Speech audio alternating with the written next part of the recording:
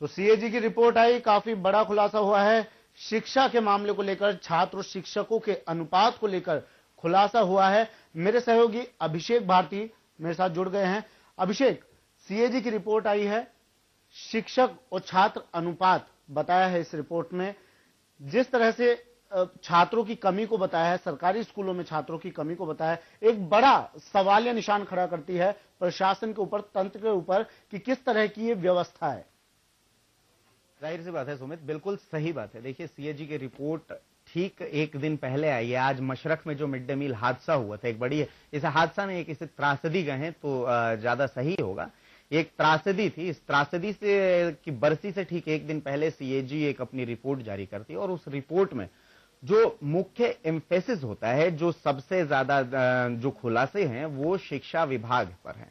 शिक्षा विभाग पर एक बहुत बड़ा सवाल खड़ा होता है। मैं आपको आज से ठीक एक साल पहले फ्लैशबैक में ले जाना चाहूंगा सुमित। वो मुझे याद है कि मशरक का ये जो हादसा हुआ था, 23 बच्चों की मौत हुई थी इसमें, और उस समय जो तत्कालीन मुख्यमंत्री थे नीतीश कुमार, तत्कालीन शिक्षा मंत्री थे पीके शाही जी, तो नीतीश कुमार ने इस पूरे मुद्दे पर, नीतीश कुमार बिल्कुल चुप्पी बरते हुए थे। आज तक मुझे याद है कि नीतीश कुमार ने मीडिया के सामने मिड डे मील हादसे को लेकर के बातचीत करने से नीतीश आज तक कतराते हैं। वहीं पीके शाही का तो अब तक कोई बयान इस पूरे हादसे पर नहीं आया है।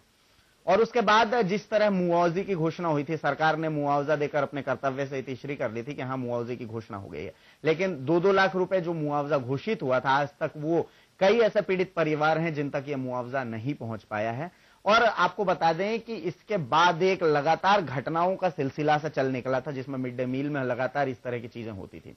शिक्षा विभाग की एक कलई सी खुल गई थी आज से साल भर पहले, और उसके बाद ठीक एक साल के बाद जब ऐसा महसूस हुआ, ऐसा प्रतीत हुआ, सुशासन जो एक शब्द है जिसको नीतीश कुमार ने अपने शासनकाल को नाम दिया था, और उसके बाद उस सुशासन में फिर से इतने बड़े खुलासे होते हैं कि कई गांव ऐसे हैं, कई जिले ऐसे हैं जहां पर बच्चों की जनसंख्या से ज्यादा उन बच्चों का एडमिशन स्कूल्स में दिखाया गया है। तो जाहिर सी बात है, ऐसा कैसे हो सकता है? आखिर वो जो बच्चे जिनकी जनसंख्या ज्यादा दिखाई जा रही है, वो बच्चे आए कहां से? इस तरह के बहुत सारे सवाल हैं जो कि शिक्षा विभाग पर, और सबसे बड़ी बात है कि इस पर कोई अभी जवाब नहीं देना चाह रहा है। इस पर बात करने की जन टीवी ने कोशिश की सभी लोगों से, चाहे वो सीएम हो, चाहे वो शिक्षा मंत्री हो, हर किसी से बात करने की कोशिश करी, लेकिन किसी ने भी इस पर कोई भी जवाब देना शायद जरूरी नहीं समझा, या फिर उनके पास इसका जवाब मौजूद नहीं। ये तो वो भली बनती जानते होंगे, लेकिन जाहिर सी बात है, शिक्षा विभाग पर एक सवाल तो बहुत बड़ा है सुमित।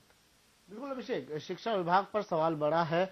मशरक कांड को 1 साल हो चुका है, 23 बच्चों की मौत हुई थी। सरकार इस मामले से बचती नजर आ रही है।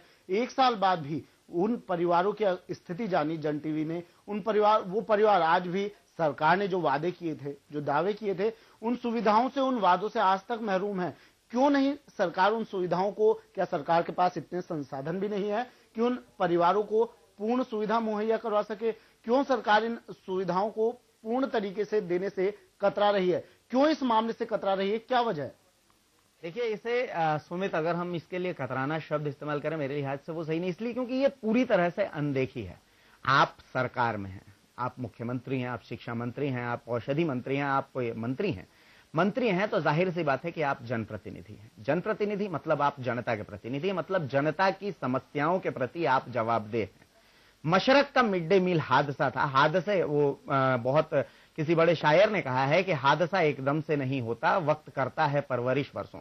तो मिड डे मील का ये जो हादसा है, ये बिल्कुल एक रात की घटना नहीं थी, बल्कि ये एक लगातार हो रही एक घटनाओं में एक बहुत बड़ी त्रासदी थी जो कि हमारे सामने आ गई।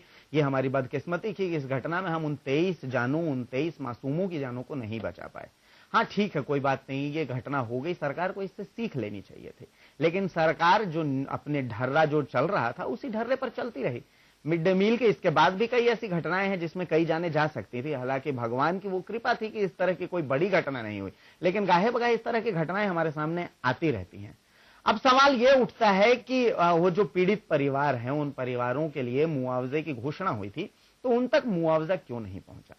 सरकार के पास संसाधनों की कमी नहीं है, क्योंकि अगर 23 बच्चों की मौत है, 23 बच्चों के मौत, उनके परिजनों के लिए 2 लाख रुपए और एक सरकारी नौकरी की घोषणा की गई, और उसके बाद भी उनको ये चीजें नहीं मिलती, और इसके लिए अगर संसाधन का रोना रोया जाता है, तो मेरे लिहाज से ये सही नहीं है, क्योंकि ये पूरी तरह से प्रशासनिक अमले की अनदेखी का मामला है। जो प्रशासन है, जो सिस्टम है जिसकी हम बात करते हैं, जिस सिस्टम के एक हिस्से हैं हम, उस सिस्टम के फेलियर की बात है। लेकिन फिर से बात वहीं आ जाती है कि सिस्टम कभी फेल नहीं होता, फेल उसको चलाने वाले होते हैं। और फिर से वही बात आ जाती है कि इस सिस्टम को चलाने वाली यह सरकार है और यह पूरी फेलियर सरकारी मशीनरी की है, अनदेखी सरकारी मशीनरी की है, जो अपने पीछे कई सवाल छोड़ जाती है। सुमित, सिस्टम की फेलियर ही बता रहे हैं आप, लेकिन ये सिस्टम उस वक्त क्यों नहीं फेल होता है जब चुनाव में वोट मांगने के लिए जाना पड़ता है? ये सिस्टम जिस तरह से अब अनदेखी कर रहा है उन पीड़ित परिवारों की, उस वक्त क्यों नहीं अनदेखी करता जब इसे उन परिवारों के अंदर सिर्फ वोट दिखाई देता है,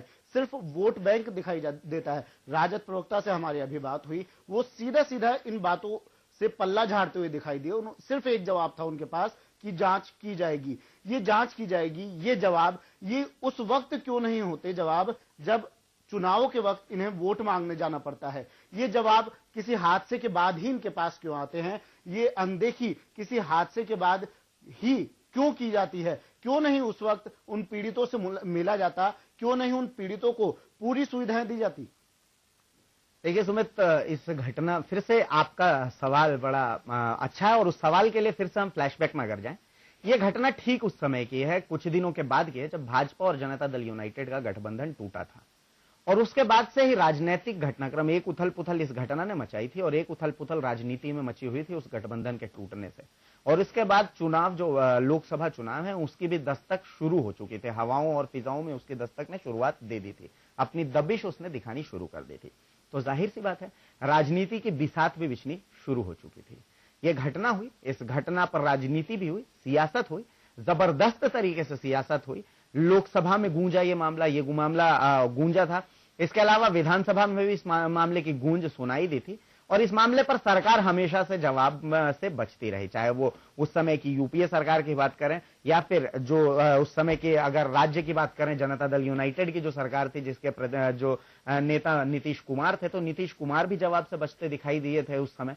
उसके बाद से जो बिहार की सियासत है, उसने अचानक से एक करवट सी लेनी शुरू करी। नरेंद्र मोदी नाम का जो नाम है वो बिहार में लगातार गूंजने लगा, नमो नमो का जाप होने लगा बिहार में, और उसके बाद राजनीतिक करवट बदलने लगे।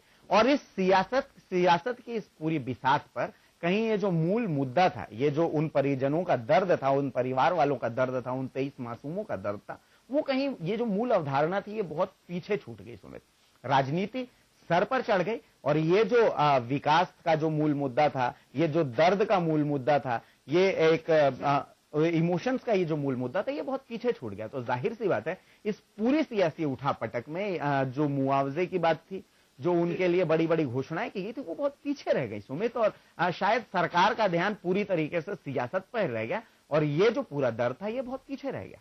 चलिए, शुक्रिया अभिषेक हमारे साथ जुड़ने के लिए, बात करने के लिए।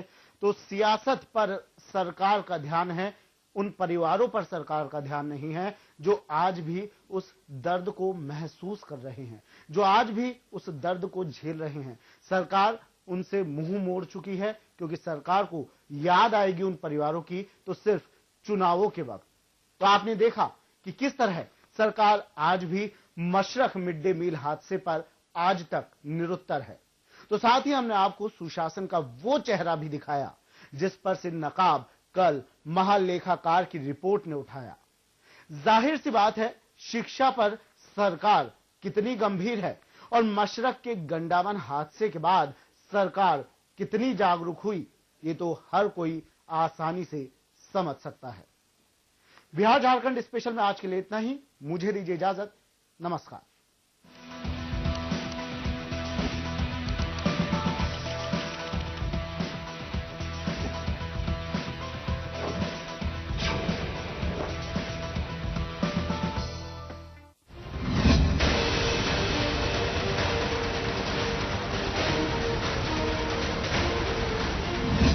ब्रिक्स देशों के सम्मेलन के लिए ब्राजील दौरे पर गए प्रधानमंत्री नरेंद्र मोदी ने कहा कि ब्रिक्स देश एक नया विकास बैंक स्थापित करेंगे और उसका पहला अध्यक्ष भारतीय को बनाया जाएगा। $100 अरब की पूंजी से शुरू किए जा रहे इस बैंक का हेड ऑफिस चीन के शंघाई में होगा और एक रीजनल ऑफिस दक्षिण अफ्रीका में होगा। नई दिल्ली से माता वैष्णो देवी कटरा स्टेशन पर चलने वाली श्री शक्ति एक्सप्रेस आज एक सुरंग में फंस गई, जिसके बाद में ट्रेन को दूसरे इंजन की मदद से बाहर निकाला गया और